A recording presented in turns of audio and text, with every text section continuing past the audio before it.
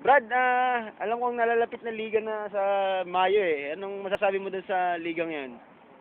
Ito, nagpa-practice na maigi. Alam namin na may paliga. Siyempre, nag-aanda rin kami. Malalakas ng kalaban. Sino ba yung yung team na malakas na? Yung mga tiga-ER, malalakas yan eh. Ganun ba? Kami ba yun? Oo. Mga naglalaro sa labas. Sino ba yun? Sino ba yun? Brian. Ha? Yung Bibiado. Yun Ganun. Tsaka yung isang matangkad sa, sa supply.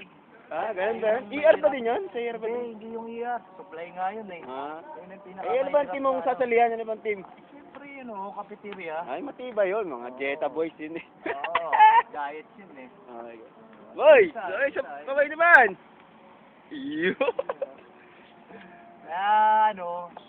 Kayo, maganda-handa na kayo sa malapit na Yeah. Sino? Maghahandaan namin kayo mga tiga-iya. Di kayo, boss kita.